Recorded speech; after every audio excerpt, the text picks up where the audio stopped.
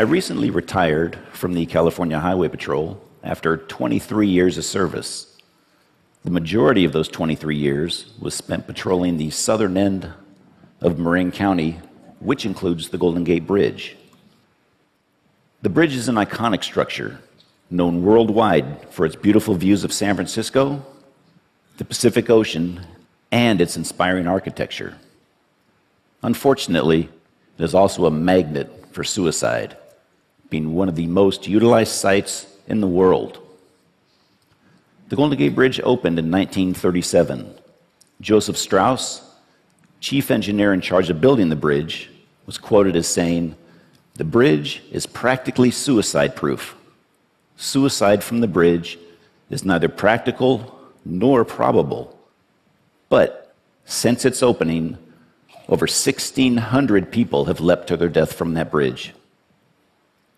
Some believe that traveling between the two towers will lead you to another dimension. This bridge has been romanticized as such. That the fall from that frees you from all your worries and grief, and the waters below will cleanse your soul. But let me tell you what actually occurs when the bridge is used as a means of suicide.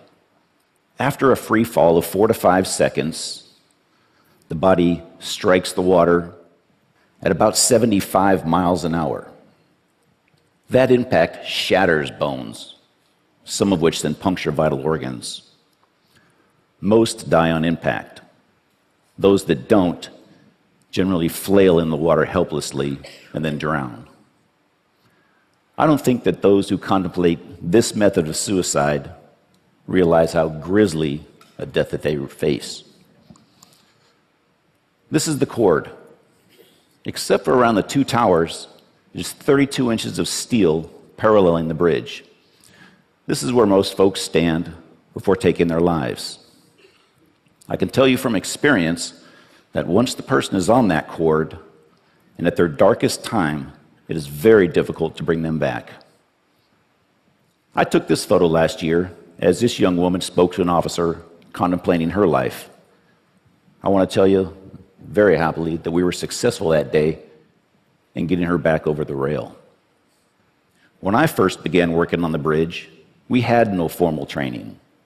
You struggled to funnel your way through these calls. This was not only a disservice to those contemplating suicide, but to the officers as well. We've come a long, long way since then. Now, veteran officers and psychologists train new officers. This is Jason Garber. I met Jason on July 22nd of last year when I received a call of a possible suicidal subject sitting on the cord near mid-span. I responded, and when I arrived, I observed Jason speaking to a Golden Gate Bridge officer. Jason was just 32 years old and had flown out here from New Jersey. As a matter of fact, he had flown out here on 2 other occasions from New Jersey to attempt suicide on this bridge. After about an hour of speaking with Jason, he asked us if we knew the story of Pandora's box. Recalling your Greek mythology, Zeus created Pandora and sent her down to earth with a box and told her never, ever open that box. Well, one day, curiosity got the better of Pandora, and she did open the box. Out flew plagues, sorrows, and all sorts of evils against man. The only good thing in the box was hope. Jason then asked us, what happens when you open the box and hope isn't there? He paused a few moments, leaned to his right, and was gone.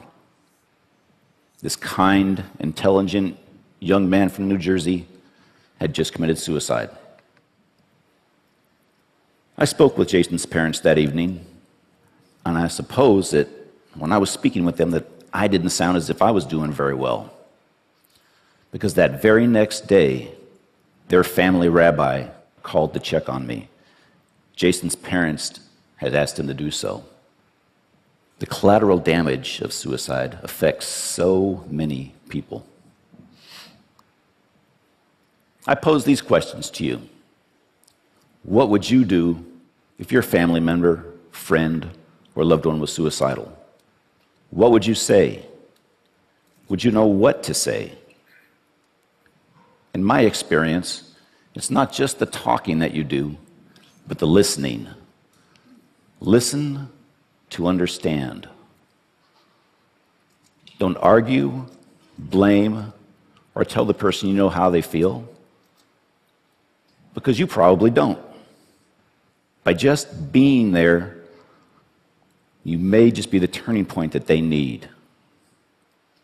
If you think someone is suicidal, don't be afraid to confront them and ask the question. One way of asking them the question is like this. Others in similar circumstances have thought about ending their life. Have you had these thoughts?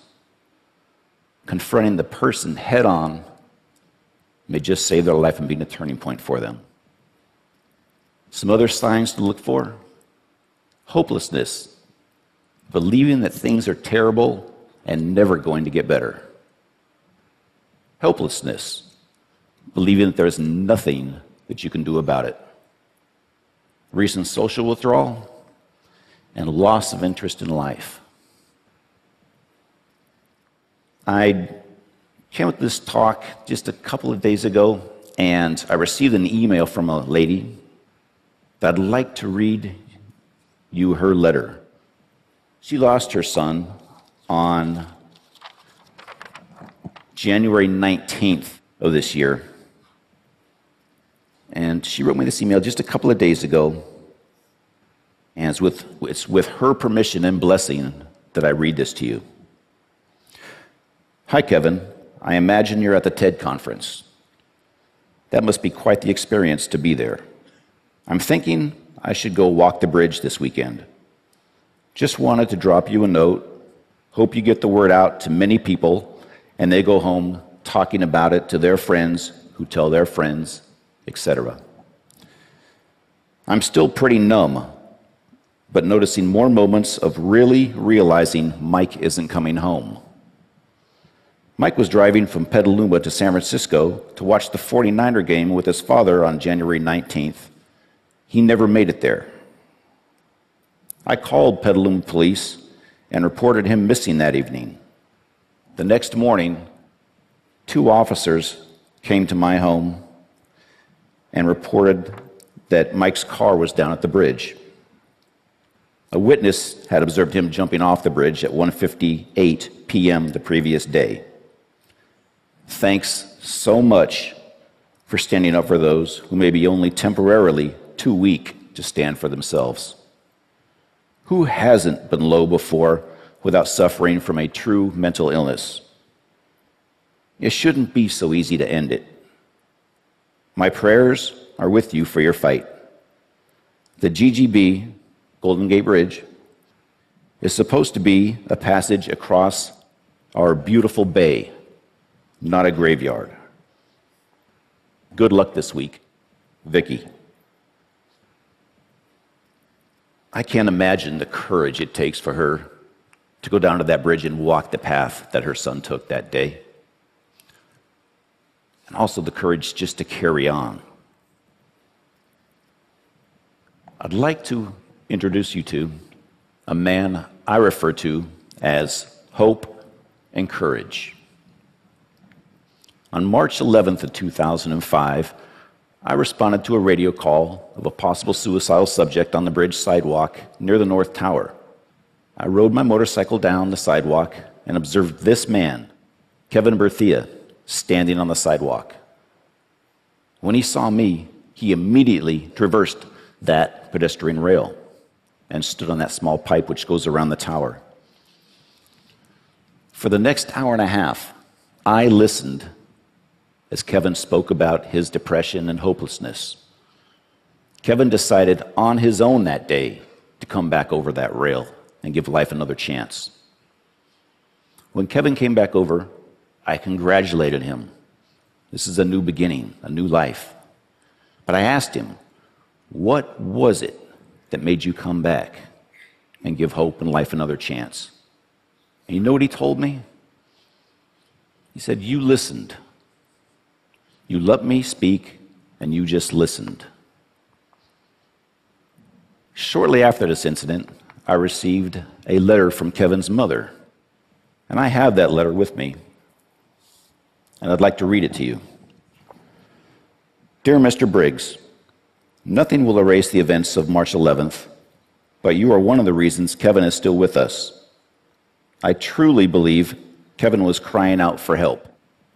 He has been diagnosed with a mental illness for which he has been properly medicated. I adopted Kevin when he was only 6 months old, completely unaware of any hereditary traits. But thank God, now we know. Kevin is straight, as he says. We truly thank God for you. Sincerely indebted to you, Narvella Berthia. And on the bottom, she writes, P.S. When I visited San Francisco General Hospital that evening, you were listed as the patient. Boy, did I have to straighten that one out. Today, Kevin is a loving father and contributing member of society. He speaks openly about the events that day and his depression in the hopes that his story will inspire others. Suicide is not just something I've encountered on the job.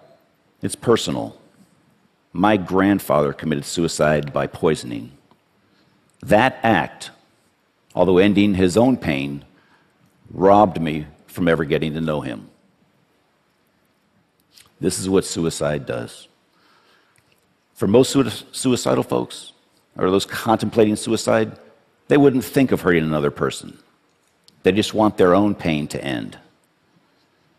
Typically, this is accomplished in just 3 ways: sleep, drugs or alcohol, or death.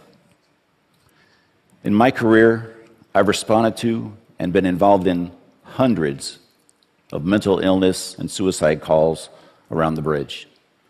Of those incidents I've been directly involved with, I've only lost 2, but that's 2 too many. One was Jason. The other was a man I spoke to for about an hour.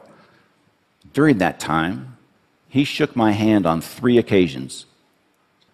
On that final handshake, he looked at me and he said, Kevin, I'm sorry, but I have to go. And he left. Horrible, absolutely horrible. I do want to tell you, though, the vast majority of folks that we do get to contact on that bridge do not commit suicide. Additionally, that very few who have jumped off the bridge and lived and can talk about it, that 1% to 2%, most of those folks have said that the second that they let go of that rail, they knew that they had made a mistake and they wanted to live. I tell people the bridge not only connects Marin to San Francisco, but people together also. That connection or bridge that we make is something that each and every one of us should strive to do. Suicide is preventable. There is help. There is hope. Thank you very much.